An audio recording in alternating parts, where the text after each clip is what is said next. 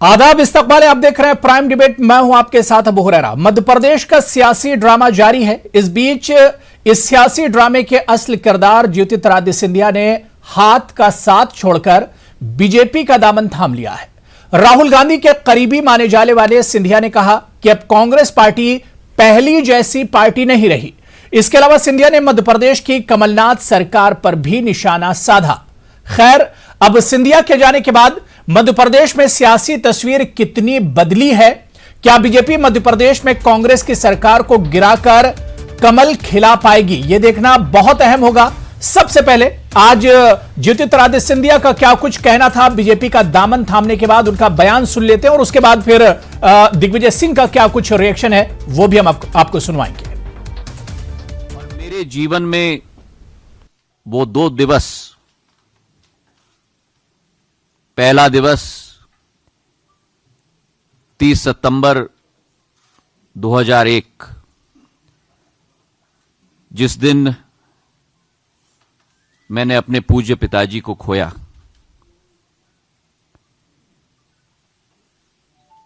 एक जीवन बदलने का दिवस था मेरे लिए। और उसी के साथ दूसरी तारीख 10 मार्च 2020, जो उनकी 75वीं वर्षगांठ थी, जहां जीवन में एक नई परिकल्पना, एक नया मोड़ का सामना करके एक निर्णय मैंने लिया है। वर्तमान में जो स्थिति कांग्रेस पार्टी में है, वो कांग्रेस पार्टी आज नहीं रही जो पहले थी। और 3 मुख्य बिंदु हैं। एक तो वास्तविकता से इंकार करना, और वास्तविकता से इंकार करके जो इबारत लिखी जाती है उसका समावेश न करना।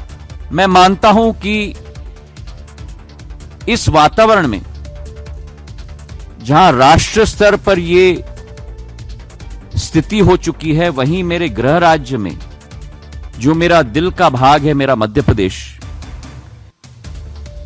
एक सपना हमने पिरोया था जब 2018 में वहां सरकार बनी थी। लेकिन 18 महीने में वे सपने पूरी तरह से बिखर गए।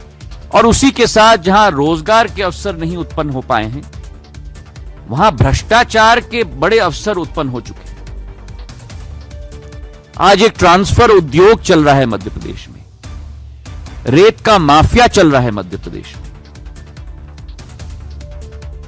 और जब यह स्थिति राष्ट्र स्तर पर अलग विडंबना, राज्य स्तर पर अलग स्थिति, तो अब सवाल यही उठ रहा है कि ज्योतिरादित्य सिंधिया तो कांग्रेस का साथ छोड़कर चले गए हैं, कमलनाथ का साथ उन्होंने छोड़ दिया है, लेकिन क्या मध्य प्रदेश में कमल खिला पाएंगे सिंधिया? इस पर क्या कुछ कांग्रेस का रिएक्शन है, क्या कुछ दिग्विजय सिंह का क्या कुछ कहना है? क्योंकि वो एक तरह से पुरुम्मीद नजर आते हैं। उनका मानना है कि सरकार कांग्रेस की मध्य प्रदेश में बरकरार रहेगी। क्या कुछ दिग्विजय सिंह ने कहा है वो भी हम आपको सुनवाई देते हैं। मालूम है, कोई झटका नहीं लगेगा, हम लोग सुनिश्चित है। सर, राज्यसभा की सूची, आपका नाम कब तक आना है? कमलनाथ जी बताएंगे। फ्लोर टेस्ट कराएंगे क्या? फ्लोर टेस्ट होगा जी, 100% फ्लोर टेस्ट कराएंगे। और सर, बेंगलोर के जो विधायक है सर, उसके बारे में क्या संपर्क वीडियो? वो उनसे पूछिए जो ले गए थे। भूपेंद्र सिंह जी लेके आए उनके इस्तीफे। ये भी अजीब बात है कि कांग्रेस के विधायकों के इस्तीफे भारतीय जनता पार्टी के मंत्री लेके आ रहे हैं। अब आप समझ सकते हैं कि दोनों में कितना, मतलब ऑपरेशन भारतीय जनता पार्टी का था कि नहीं था। ये आंतरिक कला नहीं थी, ये भारतीय कांग्रेस की अंतरकला नहीं है, ये भारतीय जनता पार्टी का सुनियोजित रूप से एक सोचा समझा षड्यंत्र है। इसकी हम निंदा करते हैं। कोई कार्रवाई करेंगे सर इस षड्यंत्र पे? क्या कार्रवाई होती है? पॉलिटिकल कार्रवाई करेंगे। कानूनी कार्रवाई सर। तो सवाल यह उठ रहा है कि क्या मध्य प्रदेश में अब शिवराज और महाराज मिलकर सरकार बनाएंगे? क्या कांग्रेस की सरकार अब गिर जाएगी? 18 महीने पुरानी सरकार, क्या कमलनाथ अब अक्सरियत साबित कर पाएंगे? कई अहम सवाल है, लेकिन इन सवालों में सबसे बड़ा सवाल यह है कि इतने ईमानदार और कांग्रेस का इतना बड़ा लीडर, इतना कदावर लीडर आखिर कांग्रेस से नाराज क्यों कर हुआ? इसे भी हम प्राइम डिबेट में समझने की कोशिश करेंगे। क्या कुछ अब जो सियासी तस्वीर है, जो सियासी सूरत हाल है, वो मध्य प्रदेश में उभर रही, इस पर भी हम बात करेंगे। बहुत खास मेहमान मेरे साथ जुड़े हुए हैं। बहुत जल्दी अपने मेहमानों का आपसे तारुफ करा देता हूं। मेरे साथ डॉक्टर मेहताब आलम हमारे सीनियर करस्पॉन्डेंट हैं, रिपोर्टर हैं, भोपाल से मेरे साथ जुड़े हुए हैं। डॉक्टर एमएच खान साहब सियासी तज्जिया निगार हैं, पॉलिटिकल एनालिस्ट हैं, आप लखनऊ से जुड़े हुए हैं। राजीव पांडे साहब स्पोक्स पर्सन है बीजेपी के। अफजल अब्बास साहब सीनियर लीडर हैं जेडीयू के। Doctor Sanjay Singh Baghel ji political analyst हैं, सियासी तज्जिया निगार हैं। कुछ देर में मेरे साथ तहसीन पूनावाला भी होंगे जो कांग्रेस का पक्ष रखेंगे। तमाम मेहमानों का बहुत इस्तकबाल है न्यूज 18 उर्दू में। मैं सबसे पहले मेहताब आलम आपसे ही मैं शुरुआत करना चाहूंगा, क्योंकि लगातार आप मध्य प्रदेश की सियासत को देखते रहते हैं, वहां की सियासत को आप कवर करते रहते हैं, और इस तरह के हालात कई दिनों से भोपाल में चल रहे थे, मध्य प्रदेश में चल रहे थे, और एक बेचैनी सी थी वहां की सियासत में। और यह लग रहा था, जब इलेक्शन के बाद से ही लग रहा था कि कभी भी यहां पर कुछ भी हो सकता है यहां की सियासत में। मैं मेहताब आलम सबसे पहले आपसे यह समझना चाह रहा हूं कि सियासी अपडेट क्या कुछ है, पॉलिटिकल अपडेट क्या कुछ है? सिंधिया तो चले गए हैं, क्या अब वो बीजेपी के लिए कमल ला पाएंगे? कमलनाथ का तो उन्होंने साथ छोड़ दिया, लेकिन क्या बीजेपी के कमल को खिला पाएंगे? इसके कितने चांसेस हैं? देखिए, उन्होंने नाथ का साथ छोड़ा है, कमल का साथ नहीं छोड़ा है। कमल के साथ वो कल भी थे और कमल के साथ वो आज भी हैं। साथ उन्होंने नाथ का छोड़ा है। अब यहाँ पे दूसरी बात है कि अगर पूरे पसमंदर को समझे तो जहां पर पहले शिवराज ये कहते थे कि माफ करो महाराज, अब की शिवराज, अब यहाँ पर कहा जा रहा है कि अब जो है महाराज और शिवराज साथ साथ चलने की बात हो रही है। लेकिन शिवराज और महाराज कितने दिन चलेंगे, एक ये भी देखना पड़ेगा। इसके साथ साथ आप पूरे अगर 15 महीने के पसमंदर पर नजर डालें तो जहाँ पर 2018 में असेंबली के इंतखाबात हुए थे तो कमलनाथ और ज्योतिरादित्य सिंधिया का चेहरा सामने रखकर कांग्रेस ने इलेक्शन को लड़ा था। और ये उम्मीद की जा रही थी कि अगर कमलनाथ इसके जो है मध्य प्रदेश के इंचार्ज हैं तो जाहिर सी बात है सिंधिया को एक बड़ी जिम्मेदारी दी जाएगी। और ये भी सोचा जा रहा था कि सेकेंड टीम यूथ को जो है वहां पर मौका दिया जाएगा। राहुल गांधी से जिस तरह से नजदीकी की बात की जा रही थी, लेकिन हमें देख रहे हैं कि वहां पर वो मौका नहीं मिला। और फिर 15 महीने की सरकार में सिंधिया को बार बार जो है हाशिए पे जिस तरह से रखा गया। और फिर सिंधिया के जो 6 वजीर थे उन्होंने भी बार बार ये कहने की कोशिश की कि अगर सिंधिया का अपमान किया जाएगा तो हम लोग खामोश नहीं बैठेंगे। तो हमें देख रहे हैं कि आला क़यादत, जिस तरह से आज हमारी मध्य प्रदेश के जो है साबिक सीनियर जो है लीडर का रजीज़ कुरैशी की बात करें तो उन्होंने साफ तौर पर कहा कि ये कांग्रेस आला क़यादत की नाकामी है कि एक लीडर जो है दिन के 12 घंटों में 10 घंटे भारतीय जनता पार्टी को बुरा भला कहता था, वो हमसे दूर हो गया। हालांकि वो ये भी कहते हैं कि किसी की जाने आने से पार्टी को नुकसान नहीं होता, क्योंकि कांग्रेस जो है एक तहरीक का नाम है। तहरीक अपनी चीज है, लेकिन यहाँ पे साफ बात यह है कि राजा महाराजा के बीच अगर पार्टियां चलेंगी तो आम लोगों की लीडरशिप कैसे डेवलप होगी? मध्य प्रदेश में अगर आम लीडरशिप को कांग्रेस ने डेवलप किया होता और सेकेंड जनरेशन को तैयार किया होता तो शायद आज ये दिन कांग्रेस को न देखना पड़ता। एक बड़ा झटका है कांग्रेस के लिए। कांग्रेस भले से इस बात को न माने, लेकिन पूरे पसमंदर को अगर आप समंदर नामे को समझें तो एक बात को आपको समझ में आएगी कि मध्य प्रदेश में 230 असेंबली की सीटें हैं, जिसमें से 2 सीट वैकेंट हैं, 228 सीटें बचती है। उसमें से 22 सीट लोगों ने अगर इस्तीफा दिया है तो ये बचते हैं 206 मेंबर। अब इसमें से 104 मेंबर जिसके पास होंगे उसकी जो है जीत होगी और उसी की सरकार होगी। अगर उस पूरे आंकड़े को हम देखते हैं तो भारतीय जनता पार्टी के पास इस वक्त 107 मेंबरान असेंबली है और कांग्रेस के पास देखते हैं तो वो जादुई आंकड़ा नहीं है। हालांकि जो 19 मेंबरान असेंबली जो बागी तेवर अपनाए हुए जिन्होंने बेंगलोर में है, उसमें से कांग्रेस की क़यादत का कहना है और जो जरा ये कह रहे हैं कि उसमें से एक तादाद जो है 10 से 12 बताई जा रही है जो कांग्रेस की आला कमान की राब्ते में है। अगर ऐसा कुछ होता है तो शायद कि वो जादुई आंकड़ा पहुंच ले। और इसमें मतलब अभी भी एक तजब्जुब है, एक सस्पेंस है कि कमल खिलेगा या नहीं, और सिंधिया के आने के बाद क्या अब कमल खिलेगा? सिंधिया क्या कुछ जादुई आंकड़े के लिए क्या कुछ जादू कर सकते हैं, यह देखना भी बहुत अहम होगा। मैं राजू पांडे साहब आपके पास आना चाहूंगा। राजू पांडे साहब, मध्य प्रदेश में चुनाव के बाद से, नतीजे आने के बाद से यही लगातार कहा जा रहा था कि मार्जिन बहुत कम है और यहां पर कुछ भी यहां की सियासत में हो रहा है, हो सकता है, लेकिन छोटे से मार्जिन के लिए इतने बड़े प्यादे को तोड़ लेना, ये मतलब एक बहुत बड़ा दांव एक तरह से कहा जा सकता है और बहुत अहम है सिंधिया का जाना, बीजेपी मध्य प्रदेश के बीजेपी से जुड़ना?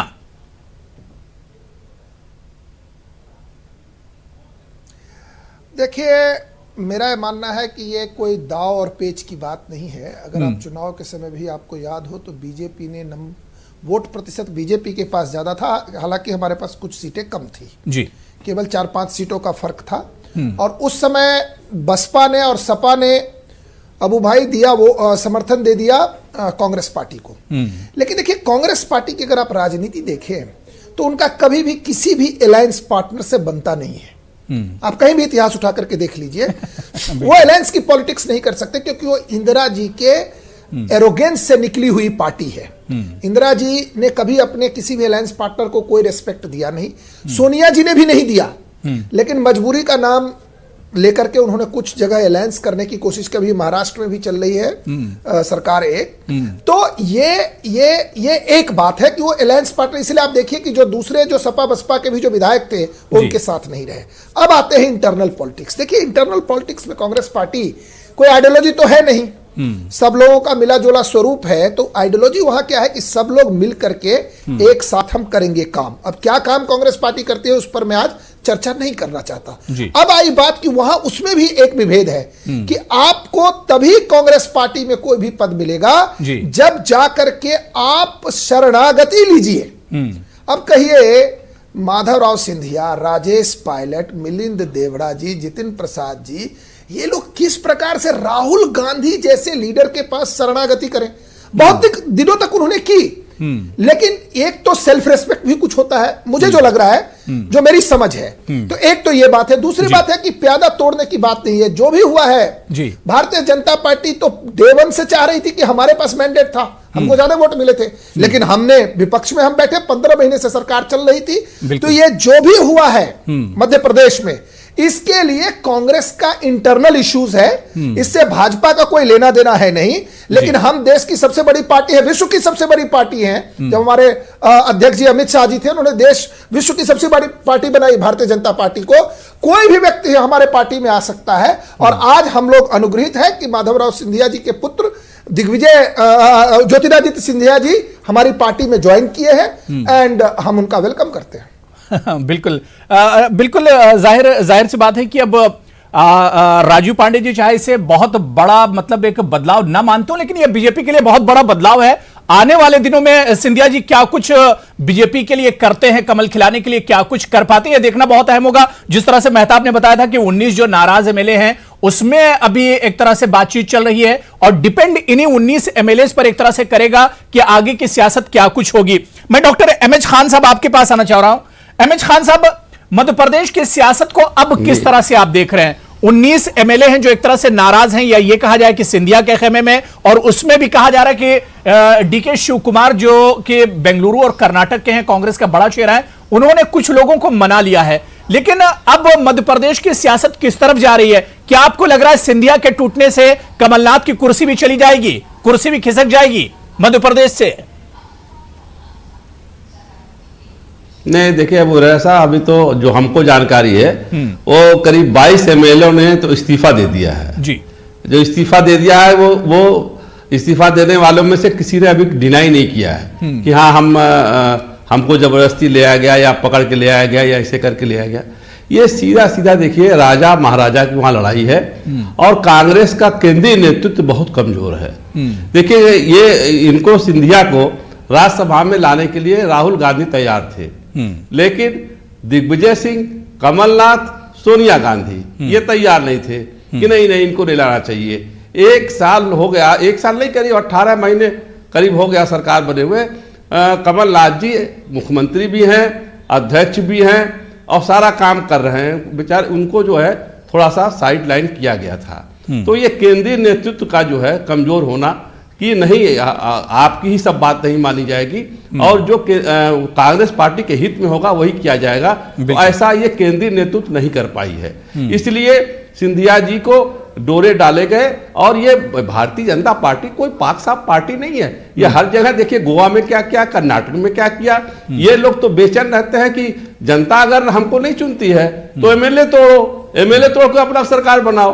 तो ये वही काम कर रहे हैं। और कांग्रेस भी वही, देखिए कांग्रेस का नंबर अब राजस्थान का आने वाला है। राजस्थान में बहुजन समाज पार्टी के 6 एमएलए थे जिससे इनके केंद्रीय नेतृत्व ने मायावती जी से बात करके समर्थन लिया था।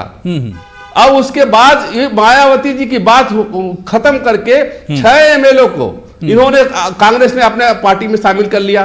तो अब ये इनका निशाना जो है भारतीय जनता पार्टी का निशाना पायलट पर है। राजस्थान भी अब जाने वाला है और महाराष्ट्र भी चला जाएगा। अभी कुछ दिन पहले ही राजस्थान में बीएसपी के कई एमएलए कांग्रेस में चले गए। तो ये तो सभी पार्टियां करती हैं, जोड़ने तोड़ने की सियासत तो सभी पार्टियां करती हैं, इससे कोई पार्टी अछूती नहीं है। अभी कुछ दिन पहले बीएसपी के हमने देखा, देखिए यही मैं कह रहा हूं, कोई पार्टी चले गए नहीं। दूसरी बात है कि वहां पे राजस्थान में अबू रहा साहब, राजस्थान में पायलट जो है बीच में जब बच्चों की मौत हो रही थी और किसानों के मसले पर लेकर के सरकार के खिलाफ खड़े होकर बोल रहे थे, गहलोत जी में और पायलट जी में पटरी नहीं खा रही है और केंद्रीय खान साहब इस पर भी हम बात करेंगे कि कांग्रेस की जो बुजुर्ग लीडरशिप है, जो सीनियर लीडरशिप है और जो युवा लीडरशिप है, क्या इसमें भी एक गैप है? इस पर भी हम बात करेंगे। राजू पांडे साहब, बहुत छोटा सा रिएक्शन, कुछ कहना चाह रहे हैं आप? एक लाइन बोलना चाहता हूं। जी, बहुत छोटा सा। देखिए अभी जो आपके जो पॉलिटिकल एनालिस्ट है उन्होंने कहा कि बीजेपी ये काम करती है, यहां किया वहां किया। देखिए अगर आप माधवराव ज्योतिरादित्य सिंधिया जी की बात करें तो जिस समय आर्टिकल 370 को इनऑपरेटिव बनाने की बात चल रही थी, पूरी की पूरी कांग्रेस पार्टी के सुर अलग थे और ज्योतिरादित्य सिंधिया जी ने अलग स्टैंड लिया था। देखिए कोई आदमी एक दिन में किसी पार्टी को ज्वाइन, उनके दिमाग में राजू पांडे जी ये भी सच्चाई है कि चुनाव के बाद से ही सिंधिया नाराज पार्टी से, पार्टी की जो लीडरशिप थी, जो मेन लीडरशिप थी, उससे नाराज थे चुनाव के बाद से। जिस तरह से उन्हें सीएम कैंडिडेट नहीं बनाया गया, उन्हें बड़ा होता नहीं किया गया, वो नाराज थे कहीं ना कहीं। सभी ने समर्थन कर दिया था, 3 तलाक का सभी ने समर्थन कर दिया था, कांग्रेस ने भी कर दिया था। वो क्यों समर्थन कर दिया था? नहीं कर दिया था। राम मंदिर में फैसला आया, उसको भी समर्थन कर दिया था। ये कोई मतलब कोई नहीं पांडे जी, आप डील करने में माहिर हो, ये बात मान लो। आप डील करने में माहिर हो, आप डील करने में माहिर हो, पैसे से, कैसे से, पावर से, मसल पावर से, सबसे आप में याद है डील करने के लिए। बीच में बात कर रहे हैं, बीच में बात कर रहे हैं। नहीं, राजू पांडे साहब, राजू पांडे जी जो खान साहब बात कर रहे हैं कि बीजेपी डील करने में माहिर है, तो इसमें कोई ढका छुपा तो है नहीं। एक बात कह रहा हूं, इसमें कोई ढका छुपा नहीं राजू पांडे जी, बीजेपी डील करने में माहिर है। ये देखिए, नहीं अगर एक बात आप सुन लीजिए। जी, भारतीय जनता पार्टी ने आज तक अपने आइडियोलॉजी से कंप्रोमाइज करके कुछ नहीं किया है। अगर कोई व्यक्ति हमारे आइडियोलॉजी से प्रभावित होकर के हमारी पार्टी ज्वाइन करना चाहता है, कोई भी कर सकते हैं। कल राहुल गांधी भी आम कार्यकर्ता बन सकते हैं भारतीय जनता पार्टी में। प्रॉब्लम क्या है? वो भी मान लें कि उनका हाथ आतंकवादियों के साथ हटा करके वो भी हमारी पार्टी का समर्थन करे, वोट कर दे हमको अगले चुनाव में। इसमें कहां प्रॉब्लम है? प्रॉब्लम है कि आप देखिए, महबूबा मुफ्ती से आपका आइडियोलॉजी मिल रही थी क्या? कोर आइडियोलॉजी, महबूबा मुफ्ती से आइडियोलॉजी आपकी मिल रही थी क्या? राजू पांडे जी, महबूबा मुफ्ती से आपकी आइडियोलॉजी मिल रही थी क्या? आपने समर्थन के बनाया? महबूबा मुफ्ती से आपने सरकार बनाया नहीं बनाया? आइडियोलॉजी मिल रही थी क्या आपकी? नहीं मिल रही थी, नहीं मिल रही थी, सरकार बना लिया आपने। जब हम महबूबा मुफ्ती से सरकार बनाया आपने, आइडियोलॉजी नहीं मिल रही थी आपकी। आपको कुछ समझ में नहीं आ रहा है? आपको नहीं मिल रही थी, आपने सरकार बनाई और बढ़ाई। महबूबा मुफ्ती अपने मन से सरकार चलाती रही, आप कुछ नहीं कर पा रहे थे, आप कुछ नहीं कर पा रहे थे। ये सब नहीं होता है। देखिए ये एक राजनीतिक खेल है, अब इस खेल में आप माहिर हो, आप डील कर लेते हो, डील कर लो, आपको कोई दिक्कत नहीं है। ठीक है, मैं बहुत जल्दी से अफजल अब्बास साहब को भी और बघेल जी को डिबेट पे जोड़ लेता हूं। ठीक है, बात हो गई, खान साहब बात हो गई, राजू पांडे जी बात हो गई। मैं जल्दी से अब जोड़ लेता हूं। अफजल अब्बास साहब भी वेट कर रहे हैं और संजय सिंह बघेल जी वेट कर रहे हैं। मैं अफजल अब्बास साहब आपके पास आना चाहूंगा। सर, जो एक बात अभी राजू पांडे कह रहे थे, या एक चीज महसूस भी की गई कि कांग्रेस अपने अलायंस के साथ बहुत देर तक नहीं टिकती है। क्या ये एक दिक्कत कांग्रेस के साथ है? देखिए अबू रहा साहब, कांग्रेस से या मध्य प्रदेश के एपिसोड को देखा जाए, थोड़ा सा मैं 30-40 सेकंड टाइम लूंगा क्योंकि बहुत सारे बोलने वाले लोग हैं। या कहीं ना कहीं ठीक एम एस खान साहब ने कहीं ना कहीं सेंट्रल लीडरशिप की कमी और ईगो क्लैश की बात यहाँ पे है। और सबसे बड़ी बात जो आप खुद मानते हैं, दुनिया मानती है, और ये सब कहते हैं कि माधव सिंधिया के बेटे हैं और इनकी अच्छी पकड़ है कांग्रेस, और आप कांग्रेस वाले कहते हैं 45 सीट दिया, ये दिया, 15 साल 18 साल एमपी रहे। आप खुद कहते हैं कि इतनी बड़ी शख्सियत थी, तो अगर ये कोई डिस्प्यूट था, कोई दिल में कशीदगी थी, तो कांग्रेस के लोगों को आके सोनिया गांधी को पहल करनी चाहिए, राजीव गांधी, राहुल गांधी को पहल करनी चाहिए थी। कहीं ना कहीं कांग्रेस की निगलेंसी है। दूसरी बात, जिस तरह से एक बड़े नेता को आइसोलेट किया गया, इग्नोर किया गया, तो जाहिर सी बात है वो अपना रास्ता ढूंढेगा ही। और ये सर मैं समझता हूं कि कांग्रेस में एकदम लीडरशिप की कमी है, और अपने अलायंस पार्टनर तो छोड़िए, अपने लोगों को संभालने की ताकत नहीं है, न कुव्वत है, न सोच है, जिसका नतीजा आपके सामने है। बिल्कुल आज अगर यही अगर रवैया कांग्रेस का रहा तो कई स्टेट पे भी इनको नुकसान उठाना पड़ेगा। अब सरकार बचेगी नहीं बचेगी ये तो अलग पहलू है, लेकिन मौजूदा हालात में मैं कह सकता हूं कि कांग्रेस पूरी तरह जो है कांग्रेस की लीडरशिप जो है, केंद्रीय लीडरशिप जो है, बिल्कुल जो है एकदम खत्म हो चुकी है। उसमें कंट्रोल करने की ताकत नहीं बची हुई है। बिल्कुल। संजय सिंह बघेल जी, क्या आपको लगता है क्या वाकई में ये एक फेल्योर है, कांग्रेस लीडरशिप का फेल्योर है, इतने बड़े लीडर का चले जाना, नाता तोड़ लेना कांग्रेस से? और इससे पहले हमने देखा कि कई और इस तरह के इंसिडेंट हुए हैं, लेकिन सिंधिया का मध्य प्रदेश की सियासत से जाना, और ऐसा नहीं है कि 16-17 साल सिंधिया जुड़े रहे हैं, उनके फादर भी कांग्रेस से जुड़े रहे थे, और उनका जाना, क्या यही आपको लगता है कि कांग्रेस की जो लीडरशिप है, सेंट्रल जो लीडरशिप है, उसका फेल्योर यहां पर जाहिर हो रहा है? अबू, ये पूरी बात शुरू करने के पहले 1-2 मिनट मैं लूंगा कि थोड़ा बैकग्राउंड को समझे हम चीजें। जैसे कि कहा जाता है, नीत्शे और जाक देरिडा जो दुनिया के बहुत मशहूर दार्शनिक रहे हैं, उन्होंने कहा कि अब जो है विचारधारा और नैतिकता का अंत हो चुका है। तो हम आज ऐसे समय में जी रहे हैं जब विचारधारा और नैतिकता जैसी कोई चीज रही नहीं है। और मैंने 4 दिन पहले ही आपके चैनल में कहा था कि जो आज की राजनीति है वो राज चलाने के लिए नीति नहीं रह गई है, जो कि राज चलाने की जो नीति बनती थी, बल्कि जहां नीति खत्म हो जाए और राज्य बना रहे। ये पूरा एपिसोड जो मध्य प्रदेश में भी चल रहा है, बस वही चल रहा है कि किसी भी तरह से हमारी सत्ता बनी रहे, राज बना रहे, चाहे उसके लिए हमें कोई भी कुर्बानी देनी पड़ी। जहां तक सिंधिया का सवाल है, तो सिंधियाओं का इतिहास यदि हम देखें, थोड़ा सा 1 मिनट हम लेना चाहेंगे। सिंधियाओं का इतिहास पे हम बात कर रहे हैं, तो ये हमेशा से सत्ता के साथ रहने वाली पूरी एकदम से लोग रहे हैं। यदि महाजी सिंधिया, जिन्होंने सिंधिया परिवार का किया, उसे समय नाना फडणवीस ने कहा था कि यदि सिंधिया ये साथ नहीं दिए होते तो कभी भी ब्रिटिश यहाँ पे हमारा कब्जा कर ही नहीं सकते थे। इसी तरह लॉर्ड केनिंग ने कहा था, जो ब्रिटिश के थे, कि if Scindia will revolt today I will pack the bag tomorrow. इसके बारे में हिंदी की मशहूर कवित्री ने कहा था कि जब अंग्रेजों के मित्र सिंधिया ने छोड़ी राजधानी थी। इस तरह से यदि हम पूरा बैकग्राउंड देखें तो सिंधियाओं का इतिहास हमेशा ये रहा कि किसी भी तरह से सत्ता के साथ रहना, और यदि सत्ता नहीं मिलती है तो उनसे अलग हो जाना। 1967 में राजमाता सिंधिया ने भी जिस तरह जनसंघ का हाथ तामन था कांग्रेस छोड़ करके, तो उनका भी यही दिख रहा था कि सत्ता, आज पूरा परिवार जो है सिंधिया परिवार कहीं ना कहीं सत्ता के पास जाता। पहले यह था कि कुछ लोग बीजेपी में रहे, कुछ लोग कांग्रेस में रहे, सत्ता में जरूर रहना चाहिए। लेकिन जिस तरह से दुर्भाग्यपूर्ण ज्योतिरादित्य सिंधिया ने कल जो किया है, वो माधवराव सिंधिया ने कुछ समय तक वहां पे साथ दिया, लेकिन 18 साल बाद जिस तरह आप एक छोटे सी दुविधा या सत्ता के कारण आप पार्टी छोड़ देते हैं, ये विचार विमर्श के साथ कर सकते थे। लेकिन बिल्कुल ज्योतिरादित्य सिंधिया ने बहुत एक तरह से वेट किया, और सिंधिया को एक उम्मीद मध्य प्रदेश से भी थी कि यहां पर कुछ चांस लग सकता है, लेकिन दिग्विजय और कमलनाथ के होते हुए कहीं ना कहीं घुटन महसूस कर रहे थे। अबू, यहां मैं एक चीज और जोड़ना चाहूंगा कि बिल्कुल जिस दिन से कमलनाथ सरकार बनी थी, तो जैसा एक जन बोल रहे थे, अभी हमारे पैनलिस्ट की बोल रहे थे कि कमल का साथ उन्होंने उसी दिन से छोड़ लिया था कि यदि हमें मौका नहीं मिलेगा, नाथ रहे या ना रहे, लेकिन कमल यदि हमें साथ देगा तो हम उसके साथ चले जाएंगे। ये खेल उसी दिन से चालू हो गया था।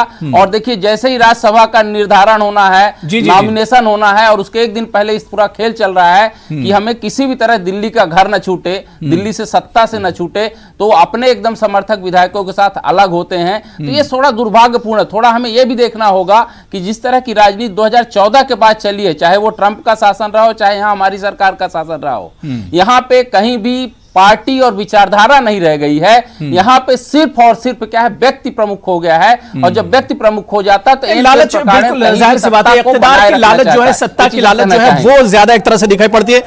डॉक्टर मेहताब इसके बारे में और कुछ ज्यादा बताएंगे। मैं मेहताब आलम आपके पास आना चाहूंगा। सिंधिया फैमिली के बारे में जिस तरह से संजय सिंह बघेल जी बता रहे थे कि ये हमेशा इख्तिदार के साथ रहे, मलाई हमेशा काटते रहे ये लोग। अब क्या लगता है कि 2019 में चुनाव जब नतीजे आ गए थे मध्य प्रदेश के, उसके बाद से ही सरकार बन गई और ज्योतिरादित्य सिंधिया के जो तेवर थे बदले बदले से थे। 370 पर जिस तरह से राजू पांडे जी ने कहा कि कांग्रेस पार्टी से अलग हटकर उन्होंने बयान दिया था, मतलब कहीं ना कहीं वो कांग्रेस के साथ एक तरह से घुटन महसूस कर रहे थे। देखिए, मैं इस बात को आपको बता दूं कि अगर सिंधिया की बात करनी है तो सिंधिया खानदान पे भी आपको तारीख पर नजर डालने की जरूरत है। चाहे मुगल रहे हो तो ये मुगल के साथ थे, और ब्रिटिशर आए तो ब्रिटिशर के साथ थे, और जहां पे भी सत्ता रहती है इनकी तारीख रही है। और फिर आपको यहाँ पे कांग्रेस के जो अंदरूनी झगड़ा है, इसके पीछे दो खानदानों के झगड़े पे भी आपको नजर डालनी पड़ेगी। चाहे सिंधिया घराना हो, दूसरा राघव घराना की बात करें जिससे दिग्विजय सिंह का ताल्लुक है। और ये झगड़ा सबसे पहले शुरू होता है 1816 में, जब दौलत राव और फिर जयसिंह के बीच में जंग होती है, और यहाँ पे जो है जयसिंह की शिकस्त होती है और दौलत राव को जो है वहाँ पे कामयाबी मिलती है सिंधिया घराने की। तो फिर हम ये देखते हैं कि वहाँ पर जयसिंह को अपनी रियासत को संभालने के लिए सालाना टैक्स देना पड़ता है, और उस चीज़ के बदले को जो देखा जाता है 1993 उस वक्त जब माधवराव सिंधिया को उम्मीद थी कि उनको जो है मध्य प्रदेश का चीफ मिनिस्टर बनाया जाएगा, लेकिन राजीव गांधी से कुर्बत होने के बावजूद भी उनको साइड लाइन करके दिग्विजय सिंह को कैसे सत्ता में मौका मिला था। और फिर हम ये भी देखते हैं कि जब इस बार भी ये मौका था कि शायद 1993 का बदला जो है इस बार पूरा हो जाएगा, लेकिन कमलनाथ और दिग्विजय सिंह ने सिंधिया को वो मौका नहीं दिया। तो यही कहीं ना कहीं में देखते कि वो जब सिंधिया के दिल में वो चुभ रहा था, उस इसका बदला इस तरह से उन्होंने लिया कि अपने आप को जो है उन्होंने दूर कर लिया। लेकिन एक बात यहाँ पे और समझने की जरूरत है कि अगर सिंधिया वहां पर गए हैं, जब भारतीय जनता पार्टी उनको राज्यसभा की सीट दे देती है, मंत्रिमंडल में जगह भी दे देती है, तो मंत्रिमंडल में जगह तो पहली बार सिंधिया को नहीं मिली, इससे पहले भी सवाल है कि मध्य प्रदेश की क़यादत में उनका जगह कितनी होगी, मध्य प्रदेश में उनको जगह कितनी मिलेगी। क्या भारतीय जनता पार्टी उनको मध्य प्रदेश का मुख्यमंत्री बनाएगी? अगर भारतीय जनता पार्टी मध्य प्रदेश का मुख्यमंत्री नहीं बनाती है तो उनके लिए कोई नई चीज नहीं है। और दूसरी बात है कि भारतीय जो 22 एमएलए के रिजिग्नेशन की बात हो रही है, अगर ये 22 के 22 का इस्तीफा मंजूर कर लिया जाता है तो ये सिंधिया के लोग जाहिर सी बात है। मुझे मतलब बहुत छोटा सा एक कॉमर्शियल ब्रेक लेना, लेकिन ब्रेक से लौट कर आएंगे। जो कांग्रेस के अंदरूनी लड़ाई की आप बात करें उस पर भी हम बात करेंगे, और इसके अलावा क्या मध्य प्रदेश में चांसेस हैं कि फिर से कमल खिल जाएगा शिवराज सिंह चौहान का, और सिंधिया के आने से बीजेपी को यहां पर बड़ा फायदा होने जा रहा है? क्या कमलनाथ अपनी कुर्सी बचा पाएंगे या फिर दोबारा से यहां पर कमल खिलने वाला है बीजेपी का? इस पर भी हम बात करेंगे। छोटा सा ब्रेक लेंगे, फौरन हाजिर होते हैं। सरकार को बचा सकती है दिग्विजय सिंह और कमलनाथ अपनी सरकार बचा पाएंगे, यह देखना बहुत अहम होगा। और इसी पर प्राइम डिबेट पे हम बात कर रहे हैं। बहुत खास मेहमान मेरे साथ जुड़े हुए हैं। मैं राजू पांडे साहब ब्रेक के बाद आपके पास ही आना चाहूंगा। राजू पांडे साहब, क्योंकि मार्जिन बहुत कम था और इस वक्त की अगर ताजा सूरत हाल की हम बात करें, जो मेहताब बता रहे थे कि 107 एमएलए जो हैं इस वक्त बीजेपी के पास हैं, और जो नाराज हैं उनकी आप बात छोड़ दीजिए, क्या आपको लग रहा है कि अब अगली सरकार बीजेपी की बनने जा रही है मध्य प्रदेश में?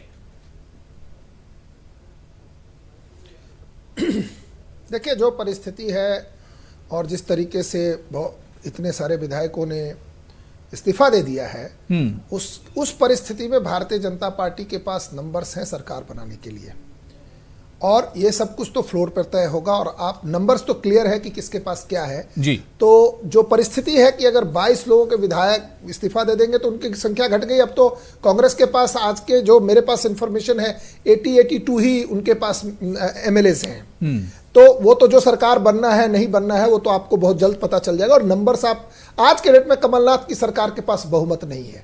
ये एज ए लॉयर मैं आपको कह रहा हूं कि जिस तरीके से लोगों ने इस्तीफा दे दिया। ठीक है राजू पांडे साहब, मैं एक चीज समझना चाह रहा हूं। राजू पांडे साहब, मैं एक चीज आपसे समझना चाह रहा हूं। लगातार जब से सरकार मध्य प्रदेश में बनी थी 15-17 महीने पहले, उसी वक्त से कहा जा रहा था कि बीजेपी का ऑपरेशन लोटस जो है, ऑपरेशन कमल जो है, वो लगातार मध्य प्रदेश में चल रहा है और बीजेपी सिर्फ मौके की तलाश में है। क्या वो मौका मिल गया है? अब सिंधिया की सूरत में जो है वो मौका बीजेपी को मिल गया है? अबू जी, एक बात मैं बताता हूं कि जो लोटस है ना, कमल का फूल, बड़ा ही शुभ है। तो अगर कोई भी ऑपरेशन लोटस जितना चले वो अच्छा है, क्योंकि हम इसको जोड़ तोड़ की वाली बात को मैं मानता ही नहीं। क्योंकि देखिए, कोई भी व्यक्ति जब तक कोई पार्टी बदलने के लिए तैयार नहीं है तो जोड़ तोड़ नहीं होती। 15 महीने से क्यों नहीं हो रही थी? क्या आपको लगता है कि ज्योतिरादित्य सिंधिया जैसे कद के नेता, जिनका एक लिगेसी है, वो नेता जोड़ तोड़ के कारण से किसी पार्टी से अलग हो जाएंगे? सब लोगों ने कहा कि किस प्रकार से कांग्रेस पार्टी अपने लोगों के साथ व्यवहार करती है। आपने असम में देखा, आपने हेमंत बिस्व शर्मा जी के बारे में सबको पता है, आपने देखा कि आंध्र प्रदेश में क्या हुआ। जहां तक बार बार आपके पॉलिटिकल एनालिस्ट जो है भाई साहब, जो अपनों को जहां तक बचा के रखना है, तो बीजेपी भी उसमें फेल हुई है। अब इसकी मिसाल महाराष्ट्र आपके सामने है। शिवसेना की बहुत पुरानी अलायंस थी, लेकिन आप फेल हो गए उसको साथ में रखने में। एक मिनट रुकिए, अपने अलायंस की जो बात आप कर रहे थे राजीव पांडे साहब, आप शिवसेना को भी तो नहीं रोक पाए। बात सुनिए, बहुत पुरानी आपकी अलायंस है वो। एक मिनट अबू जी, पहले अबू जी एक लाइन कंप्लीट करने दीजिए प्लीज। बघेल साहब ने कहा आइडियोलॉजी। अरे भैया, आइडियोलॉजी आपको समझ में नहीं आ रही है पॉलिटिकल एनालिस्ट साहब। भारतीय जनता पार्टी की स्थापना जिन जिन मुद्दों पर हुई थी ना, उन सब मुद्दों पर आज भी सरकार काम कर रही है, और बहुत सारे मुद्दे तो खत्म भी हो गए। जो बात आप कह रहे थे, जो सवाल मेरा राम राज्य अलायंस की अगर बात आपको समझ में आती नहीं, आपने बचा पाया, आपने दे दिया तुरंत। शिवसेना जो आपकी सहयोगी पार्टी थी और बहुत पुरानी पार्टी थी, आप उसे नहीं बचा पाए। आपने सवाल पूछा, ये कमी तो बीजेपी में भी है। ये कमी तो बीजेपी में भी है। देखिए जो शिवसेना ने किया, देखिए शिवसेना और हमारे बीच जो अलायंस था पिछले आधार पर हुआ, और शिवसेना को अपना सीएम चाहिए था। यहां तो उनको सीएम अपना मिल नहीं सकता था, क्योंकि उनसे ऑलमोस्ट डबल सीट हमारे पास थी। शिवसेना को जो अच्छा लगा किया, और लेकिन आपको बता देता हूं, वहां की जनता शिवसेना को ऐसा जवाब देगी जो आप देखते रह जाएंगे। जैसा जवाब कुछ कहिए मत अब, क्योंकि राजस्थान और महाराष्ट्र की बारी, इसके बाद कहा जा रहा है कि राजस्थान और उसके बाद महाराष्ट्र की बारी है, तो कुछ कहिए मत। ऐसा मत कहिए कि अब उनके पास फिर जाने में शर्मिंदगी हो। मैं तो चाहूंगा पूरे देश में शिवसेना नहीं, बार बार उद्धव ठाकरे बार बार ये कहते रहे राजीव पांडे जी कि हमारी आइडियोलॉजी तो एक ही है। सियासत की वजह से हम जरूर अलग हुए, लेकिन आइडियोलॉजी तो एक ही है, शिवसेना की और बीजेपी की। तो आप कुछ ऐसा मत कहिए कि कल के दिन दुश्वारी हो जाने में। पूछिए आप कांग्रेस और जी मैं कुछ और कह रहा हूं। जी कांग्रेस एनसीपी से पूछिए, जब शिवसेना कह रही है कि हमारी आइडियोलॉजी भाजपा के साथ है, तो उनको समर्थन किस आधार पर दे रहे हैं? शिवसेना के उद्धव ठाकरे जी ने जब राम लल्ला के दर्शन करने के लिए गए, तो उन्होंने कहा तो उसी तरह से जैसे बीजेपी पीडीपी गए थे, उसी तरह से शिवसेना और एनसीपी कांग्रेस चले गए। फिर सोनिया गांधी क्या कर रहे हैं? साफ है। और जो बात संजय बघेल जी कह रहे थे कि कोई आइडियोलॉजी रह गई है देश के हित में, अब कोई आइडियोलॉजी पॉलिटिक्स में नहीं रह गई है, और ऑल आउट ऑपरेशन हुआ और आतंकवादियों को खत्म कर दिया गया कश्मीर से। एमएच खान साहब उसी सरकार में जब जिसके साथ हम थे। ठीक है, एमएच खान साहब, क्या मध्य प्रदेश में आपको लग रहा है कि जो नुकसान कांग्रेस को हुआ है, ये कांग्रेस की अंदरूनी जो एक खलफिशार था, जो झगड़ा था, उसकी वजह से हुआ, या यहां पर जिस ऑपरेशन लोटस, ऑपरेशन कमल की मैं बात कर रहा हूं, उसकी वजह से एक तरह से फायदा मिला बीजेपी को? नहीं, बिल्कुल अबू हुरैरा साहब, देखिए सिंधिया साहब शुरू से ही चाहते थे मुझे मुख्यमंत्री बनाया जाए, और वो मुख्यमंत्री के लालसा में थे, और बड़ा जद्दोजहद हुआ, उनको मुख्यमंत्री नहीं बनाया गया। उसी दिन से वो असंतुष्ट हो गए, और पांडे जी बहुत परेशान हो रहे हैं। पांडे जी जरा बताइए, गोवा में जो 10 एमएलए आप ले आए, जो बीजेपी के खिलाफ वोट जनता ने दिया था, वो आपकी आइडियोलॉजी थी क्या? आपकी आइडियोलॉजी थी वो? आप तो 10 एमएलए को 10 पूरा का 10 ले आए। अभी आप देखिए उत्तर प्रदेश में, मैं आपकी देखिए, मैं सबकी बात कर रहा हूं, उत्तर प्रदेश में पिछले महीने 200 एमएलए विधानसभा में योगी आदित्यनाथ के खिलाफ धरने पर बैठ गए थे। लेकिन मैं कहता हूं कि भारतीय जनता पार्टी का नेतृत्व सक्षम है, उनको दबा दिया, मना लिया, और वो चीजें सब साइड हो गई। लेकिन कांग्रेस की जो नेतृत्व है, कांग्रेस का नेतृत्व सक्षम नहीं है जो इस चीज को दबा सके, दबा नहीं पाया। आपके वहां भी ऐसा नहीं है कि सारे संतुष्ट हैं। 200 एमएलए बैठे थे विधानसभा में और धरने में बैठ गए थे, बड़े मुश्किल से माने। और ये लड़ाई जो है, ये सिर्फ गद्दी की लड़ाई है, पावर की लड़ाई है, इसमें कोई आइडियोलॉजी वगैरह नहीं है। अगर आइडियोलॉजी होती तो कांग्रेस के 22 एमएलए इस्तीफा दे रहे हैं, क्यों दे रहे हैं? और फिर भारतीय जनता पार्टी से चुनाव लड़ेंगे, जीतेंगे कि नहीं जीतेंगे, उस आइडियोलॉजी को एक दिन में बदल दिया जाएगा, ये कैसे हो सकता है? ये नहीं होता है। सारी पार्टी की मैं कह रहा हूं पांडे जी, बुरा ना मानिए, सारी पार्टी पावर के लिए लड़ती हैं। ठीक है, मैं इस पे राजू पांडे साहब मैं आपका रिएक्शन लूंगा। तहसीन पूनावाला मेरे साथ फोन लाइन पर जुड़ चुके हैं, टेक्निकल प्रॉब्लम की वजह से मेरे साथ नहीं जुड़ पाए थे। फोन लाइन पर तहसीन पूनावाला जी जुड़ गए। तहसीन पूनावाला जी, आपका बहुत इस्तकबाल है न्यूज़ 18 उर्दू में। तहसीन पूनावाला जी, जो सिचुएशन है, जो पॉलिटिकल क्राइसिस है मध्य प्रदेश में, इसके बावजूद हम देख रहे हैं कि कांग्रेस को उम्मीद है कि उनकी सरकार नहीं जाएगी। दिग्विजय सिंह का बार बार और कमलनाथ का बयान आ रहा है कि उनकी सरकार रहेगी, उसे कोई खतरा नहीं है। आखिर इतना कॉन्फिडेंस कांग्रेस को कैसे है? देखिए, सबसे पहले तो मैं माजरत चाहता हूं, मैं आप लोगों को ज्वाइन नहीं कर पाया, किसी इमरजेंसी के कारण मुझे एक मीटिंग में जाना पड़ रहा है जी। लेकिन मैं बताना चाहता हूं, ये जो कांग्रेस की हुकूमत है मध्य प्रदेश में, ये जरूर टिकेगी और फ्लोर टेस्ट होगा गवर्नर के एड्रेस, गवर्नर के थैंक यू बोलने की जो सेशन है उसके अंदर। और खुद जब मुख्यमंत्री वजीर आला कह रहे कि हम अपनी मेजॉरिटी प्रूव करेंगे जी, तो 40 से अधिक संख्या विधायकों की संख्या कांग्रेस के पास है। अब मैं दो चैलेंज देता हूँ आपके बीजेपी के। न्यूज 18 उर्दू और उनके जितने भी सिस्टर चैनल्स है, न्यूज 18 हिंदी, इंग्लिश वगैरह, उनको वे गुड़गांव के अपने होटल में आ जाए और सारे अपने एमएलए को परेड करा दे। आप देखोगे 30 एमएलए इनके पास नहीं है। जो मीटिंग शिवराज सिंह चौहान जी ने बुलाई उसमें 30 एमएलए नहीं आए, इनके पास संख्या है ही नहीं। लेकिन जो मुल्क को मुझे सवाल पूछना है वो सवाल ये है, ये रिजॉर्ट, ये प्राइवेट प्लेन, डीआईजी की सिक्योरिटी, ये पैसे कहाँ से आते बीजेपी के पास? ये पैसे आते येस बैंक से, ये पैसे आते पीएमसी से। और बीजेपी को मैं और एक चैलेंज देना चाहता हूँ, बीजेपी कल न्यूज 18 के सारे चैनल इलेक्ट्रोल बॉन्ड्स के बता दें कौन कौन इलेक्ट्रोल बॉन्ड्स ने फंडिंग किया था। आप देखोगे येस बैंक के मालिक ने उनको फंडिंग किया है, पीएमसी बैंक के मालिकों ने उनको फंडिंग किया है। इसलिए 30-40 करोड़ में कांग्रेस के एमएलए खरीदने की कोशिश कर रहे हैं, लेकिन सरकार नहीं गिरेगी। 140 से अधिक जवाब देना चाहता हूँ मैं सर। जी ठीक है, तहसीन पूनावाला जी, राजू पांडे जी जवाब दे रहे हैं। राजू पांडे जी, मैं भी इसमें, क्योंकि तहसीन पूनावाला ने यह सवाल किया है, राहुल गांधी ने भी यही कहा है कि इलेक्टेड गवर्नमेंट को बीजेपी जानबूझकर गिराती है।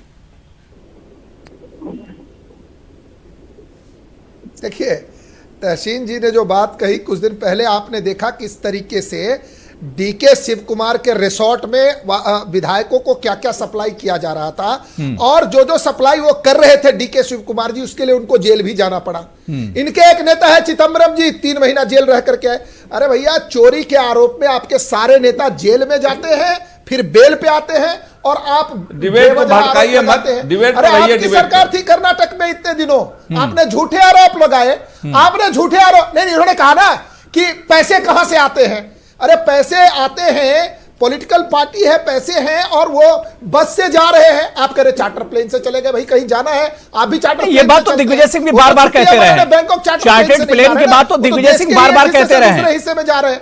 मेरा कहना है डीके शिव कुमार ने जो रिसोर्ट पॉलिटिक्स किया था और रिसोर्ट में जो सप्लाई चल रहा था, आपको पता है क्या क्या वहां हो रहा था, उसके लिए उनको जेल जाना पड़ा। उन्होंने जो पैसे गलत तरीके से कमाए, आप आरोप लगा रहे थे। भैया, पॉलिटिकल बात यह है कि ज्योतिरादित्य सिंधिया जैसे बड़े कद के नेता जो आपके लिए काम कर रहे थे, वो आपकी पार्टी को क्यों छोड़ के चले गए? क्या वो राहुल गांधी जी के नेतृत्व के ऊपर प्रश्न चिन्ह नहीं है? क्या कांग्रेस पार्टी के ऊपर प्रश्न चिन्ह नहीं है? आप कह रहे हैं 22 लोगों ने इस्तीफा दे दिया, फिर भी हमारी सरकार बने रहेगी। भाई, आपको मुबारक हो, आप 40 लोगों से भी इस्तीफा दिला करके आप सरकार बना सकते हैं।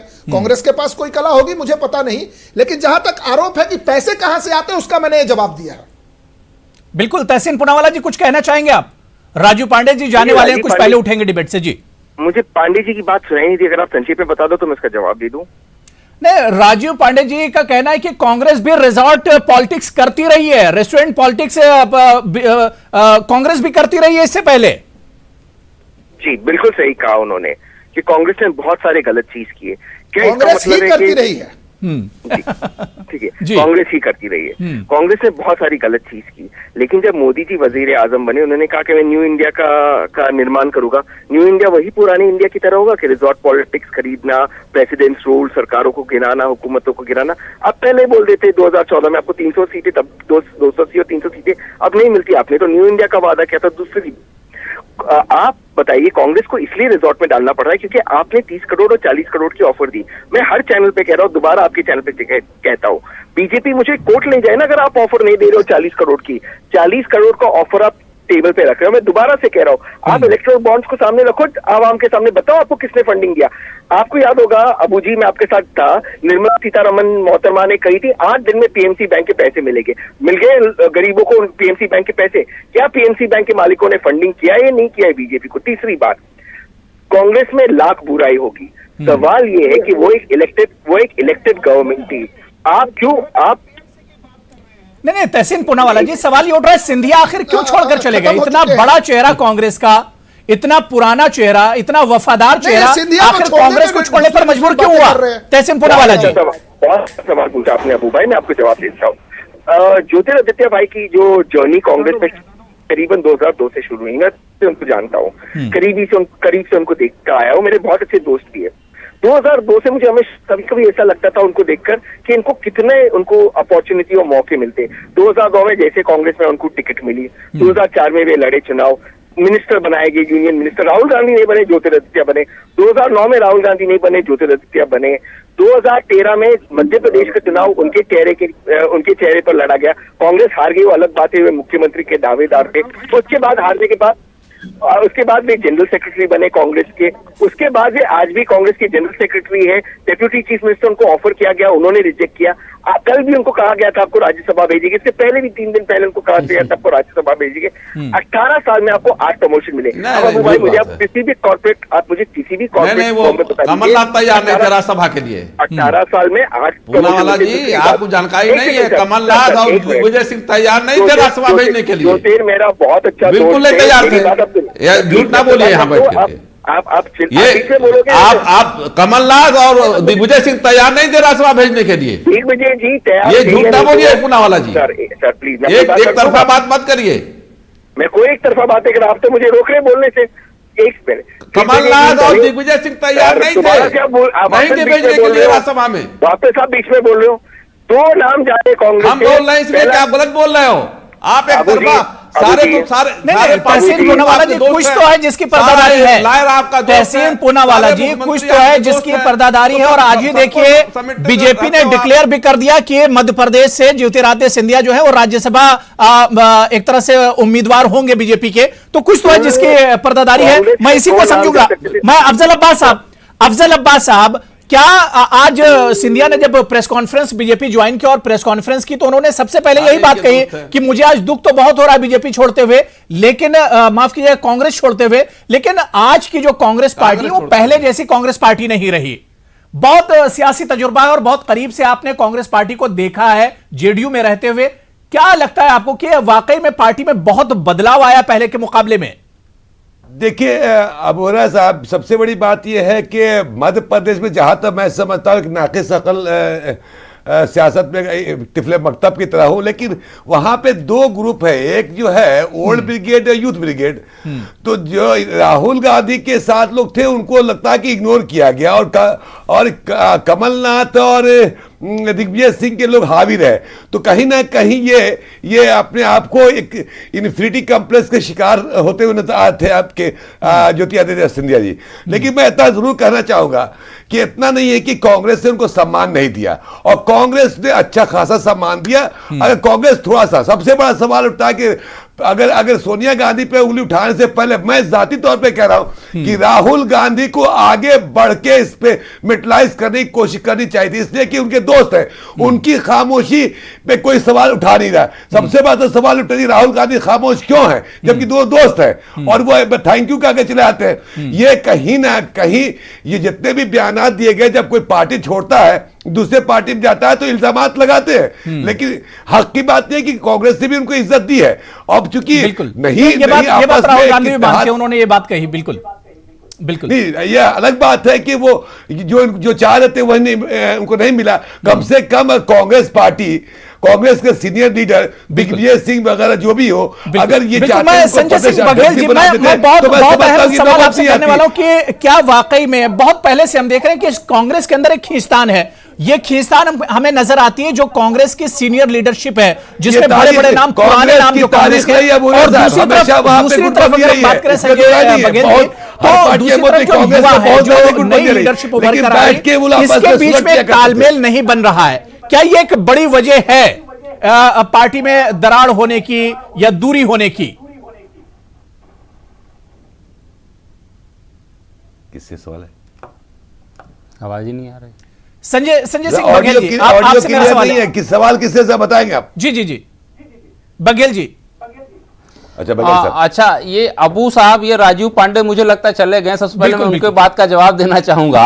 वो बोल रहे थे कि जो है नैतिकता, और ये बघेल साहब ये पढ़कर नहीं आ रहे हैं। हम तो ये कहना चाहेंगे कि अभी यही बोल रहे थे इसी चैनल पे आपके साथ कि जो है ये रिसार्ट पॉलिटिक्स आज से नहीं चल रही, पहले से चल रही है, और आज हम नया काम नहीं कर रहे हैं। इसका मतलब आपकी भी नैतिकता वही है, जो हमाम में सब लोग हैं वही आप भी हैं। ये तो बात अपने आप सिद्ध कर रहे हैं। दूसरी बात इसका मतलब ये हुआ कि जो है कि खाद और पानी कहीं से ले, लेकिन जो है खाद पानी लेने के बाद कमल हमारे यहाँ ही खिले, ये जो है मुझे लगता है आजकल राजीव पांडे की पार्टी का काम हुआ। दुर्भाग्य से ना वो इतिहास पढ़ते हैं, ना कोई धर्मग्रंथ पढ़ते हैं, ना मुझे लगता है कोई विचार की चीजों को पढ़कर आते हैं, और यहाँ आकर के आप बात करते हैं। रहा जहां तक बात है कि अभी जो वहां का अंदरूनी बातचीत खींचतान के मध्य प्रदेश में, तो यहाँ जब हम सिंधिया जी का बयान पढ़ रहे थे तो बोलते कि हम जन सेवा नहीं कर पा रहे हैं, इसलिए हमें वहां घुटन महसूस हो रही थी और हम अपने लोगों तक अपनी बात नहीं पहुंचा रहे थे, इसलिए हम पार्टी छोड़ रहे थे।